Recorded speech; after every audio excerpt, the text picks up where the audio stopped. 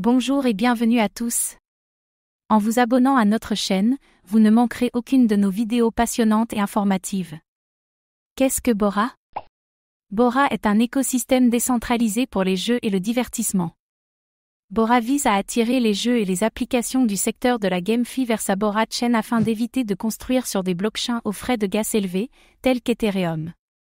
C'est pourquoi Bora suit un système de blockchain à deux niveaux. Le jeton Bora est échangé sur la blockchain Kletn, une blockchain publique axée sur les cas d'utilisation de MetaV et de gaming.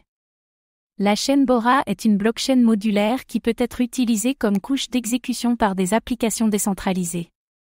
L'équipe de Bora propose des outils de développement qui aident les développeurs dans la création d'applications décentralisées pour son écosystème. Les Bora Points sont une monnaie de l'écosystème, utilisés comme ressources pour le développement et pour encourager la contribution à Bora. Les points Bora peuvent ensuite être convertis en jetons Bora. Qui sont les fondateurs de Bora? Bora a été lancé par une équipe coréenne d'experts en blockchain et en développement mobile. Le PDG, Gye Song, est un développeur de jeux aguerri fort de 20 ans d'expérience dans ce domaine et qui a précédemment travaillé chez Samsung Electronics. Ki-Yoon, directeur général de la société, possède également 20 ans d'expérience dans le développement de jeux en ligne pour ordinateurs de bureau et téléphones portables, au cours desquels il a créé plusieurs titres très populaires en Corée. Le directeur technique, Igo Lee, est un responsable des opérations d'infrastructure. Il a acquis de l'expérience dans le développement de l'infrastructure de jeux tels que Crossfire et FIFA Online.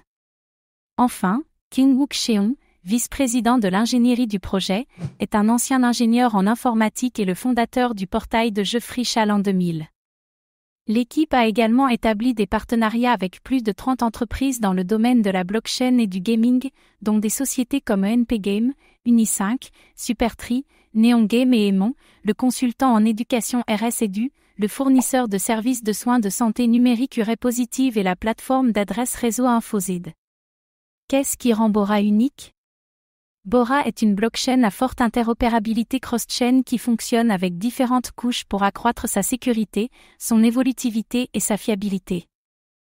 Si Bora attire les développeurs de jeux, c'est en raison de son API et de son interface web facile à naviguer et de l'interopérabilité totale au sein de son écosystème.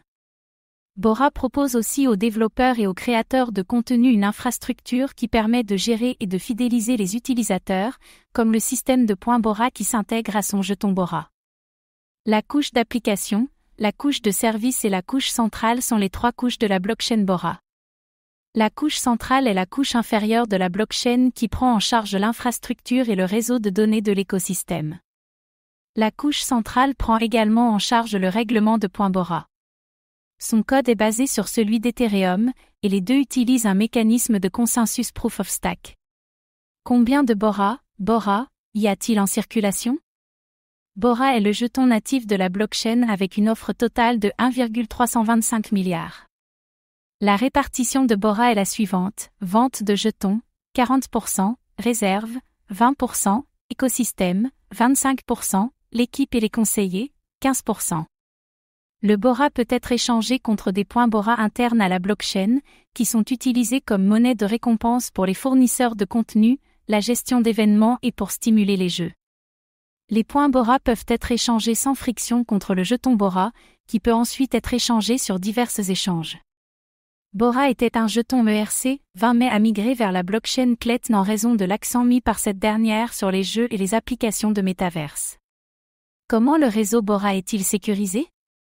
Après sa mise à jour Bora 2.0, Bora est passé d'un mécanisme de consensus Proof of Authority à un PBFT qui vient résoudre de nombreux problèmes rencontrés par d'autres mécanismes de consensus tels que le Proof of Stake ou le Proof of Work.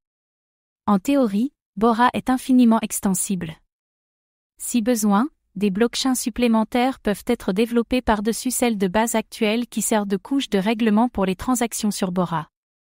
Ainsi, chaque sidechain indépendante sur Bora peut potentiellement traiter 2200 transactions par seconde, ce qui ouvre la voie à d'autres cas d'utilisation dans des secteurs autres que celui du gaming. Merci d'avoir pris le temps de regarder cette vidéo. Votre soutien est précieux et nous motive à créer encore plus de contenu de qualité. À très bientôt.